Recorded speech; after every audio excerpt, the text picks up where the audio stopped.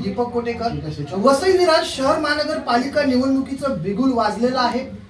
वसई विरारसाठी आता तिसरा पर्याय शोधून काढण्यासाठी किंवा वसई विरारसाठी आता आपल्याला तिसरा पर्याय देखील पाहायला मिळतोय। तिसरी आघाडी करण्यासाठी आता आपल्यासोबत शेरू वाघ आहेत। जाणून घेऊया पुढची भूमिका काय असणार आहे, कारण त्यांनी पत्रकार परिषद घेऊन ही सगळी माहिती दिलेली आहे। कोणासोबत जाणार आहात तुम्ही? आम्ही कोणासोबत जाणार नाही। आमचा पक्ष स्वतंत्र आहे। खूप झाला लोकांच्या नेत्यांच्या चतरंगे उतरणं, आता आम्ही कोणासोबत जाणार नाही। आम्ही स्वतः सक्षम आहोत। आम्ही इतर बाकीच्या पक्षांना, छोटे मोठे जे कोणी संघटना आहेत, पक्ष आहेत, त्यांना आम्ही आव्हान करतोय की तुम्ही आता एकत्रित या। 35 वर्ष ह्यांनी राज्य चालवलं, आता ही लोक राज्य चालवत आहेत। या दोघांनाही जनता वैतागलेली, आता तिसरा पर्याय हवा आहे। मग उभाटा शिवसेना असेल किंवा बाकीचे असतील, ह्या लोकांनी जी काय महाविकास आघाडी आहे किंवा बाकीचे अजून कोणी असतील छोटे मोठे, ह्यांनी सर्वांनी एकत्रित या। आपण एकत्रित येऊन आणि ह्या लोकांच्या विरोधात लढण्याची सध्या काळाची गरज आहे। असं म्हटलं जातंय की महाविकास आघाडी आणि बहुजन विकास आघाडी एकत्र लढणार आहे। मग तुमची तिसरी आघाडी कोणासोबत जाईल?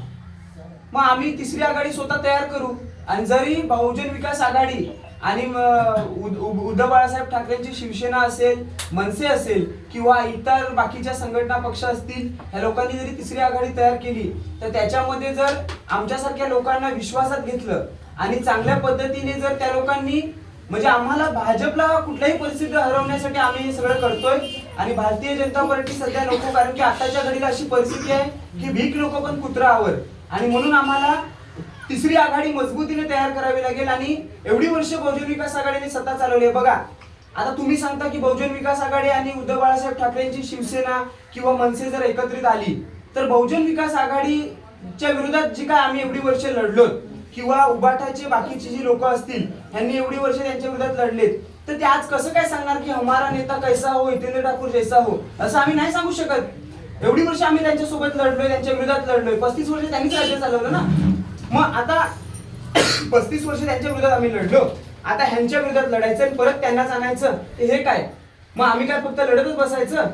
आम्ही फक्त काय रस्त्यावरच लढायचं? आम्हाला पण असं वाटते, आमच्या कार्यकर्त्यांना पण असं वाटते की रस्त्यावरची लढाई लढणारे आम्ही कार्यकर्ते प्रामाणिक आहोत। आम्ही पण सत्तेत गेलं पाहिजे। आम्ही सत्तेत गेल्यानंतर आम्हाला समजेल ना की जनतेचे काय मुद्दे आहेत आणि कशा पद्धतीने लढायचं ते, म्हणून आम्ही स्वबळावर तरी लढणार आणि 115च्या 115 जागा लढायचं। काय नाही तर आम्ही प्रत्येक ठिकाणी उमेदवार उभे करू, नाही निवडून आले तरी चालेल, पण एखाद्या पाडण्याची ताकद आम्ही खंबीरपणे ठेवू। पण निवडणुकी म्हटली की पैसा येतो, प्रचारासाठी पैसा लागतो, तो पैसा कुठून आणणार? तुम्हाला एक इतिहास सांगतो। कॉम्रेड गोदावरी शामराव परोळेकरांनी ज्यावेळी ह्या ठाणे जिल्हा असताना निवडणूक लढली, त्यावेळी राजा मुकणे होते, यशवंत राजा मुकणे, घोड्यावर प्रचार करायचे, लोकांना सोन्याची नाणी वाटायचे। लोकांनी त्या सोन्याच्या नाणी घेतल्या आणि कॉम्रेड गोदूताईला दिल्या का गोदूताई घे, तर ही लोक 5 वर्षातनं एकदा येतील आणि पैसे वाटतील। पण आम्ही पैसे न वाटणारी लोक आहोत। आम्ही 5 वर्षभर त्यांच्या सोबत राहून काम करू। पैसा जनता उभी करेल, निवडून आल्यानंतर कामं कोणासाठी करायचे? तर जनतेसाठी करायचे। कम्युनिस्टांची पूर्णपणे विचारधारा वेगळी आहे। आम्ही आतापासून प्रचाराला लागू, गावागावात, पाड्यापाड्यात, घराघरामध्ये जाऊ, 1 रुपया आणि 1 मत लोकांकडनं आम्ही लोकवर्गणी जमा करू आणि लोकवर्गणी जमा करून ही निवडणूक लढू। ही निवडणूक अतिशय आदर्श ठरणार आहे। ही निवडणूक अतिशय आगळी वेगळी ठरणार आहे। तरुणांना, महिलांना आम्ही आव्हान करतोय की कोणाकडनंही पैसे घेऊ नका, 1 रुपया न घेता। आम्ही कोणत्याही प्रकारचं, आम्ही कायद्याला मानणारे लोक आहोत।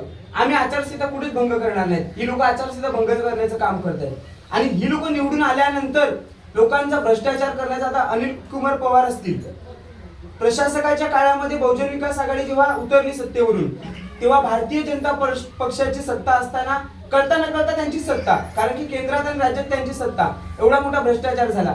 आज वसईचे अधिकारी ज्यावेळी भ्रष्टाचाराखाली पकडले जात आहेत तेव्हा आम्हाला लाज वाटते। आम्ही देशभरामध्ये फिरणारे लोक, आम्ही राज्यात फिरतो, अख्ख्या पालघर जिल्ह्यात फिरतो, तेव्हा आम्हाला बाकीचे लोक सांगतात काय रे तुमच्याकडचा आयुक्त पकडला, आम्हाला लाज वाटते का? काय तोंड दाखवायचं? ह्या भ्रष्टाचाराची वेळ काय येते? निवडून दिलेल्या लोकप्रतिनिधीची त्या अधिकारावर वचक असली पाहिजे, कारण की तो नोकर आहे आपला। आम्ही ज्यावेळी घरपट्टी भरतो, आम्ही ज्यावेळी जीएसटी भरतो, आम्ही टॅक्स भरतो, तेव्हा त्या अधिकाऱ्याला पगार जातो आणि पगाराने जर यांची भरले जात नसतील तर मग ही लोक अशा पद्धतीने भ्रष्टाचार करणार। त्याच्यासाठी आता जनतेला परिवर्तन हवंय आणि परिवर्तनासाठी आमच्यासारखी तरुण पिढी आहे, ह्या महिला आहेत, ह्या महिला सगळ्या सक्षम आहेत, गावापाड्यामध्ये जाऊन लोकांची बांधणी करतायत, पाड्यापाड्यामध्ये जाऊन संघटना उभी करतायत. 2009ला आमच्या मथुराताईंनी मार खाल्लेला आहे महानगरपालिका नकोय म्हणून. मग ज्या आणि माझी नगरसेविका आहेत त्या 5 वर्ष, त्यांनी अतिशय लोकांची घराघरात जाऊन कामं केलेत. आता आम्ही जर 5,000 लोकांचा महानगरपालिकेवर मोर्चा काढला तर 5,000 लोक जर आमच्या मोर्चाला येत असतील तर त्यांच्या घरामध्ये 10 मतं आहेत.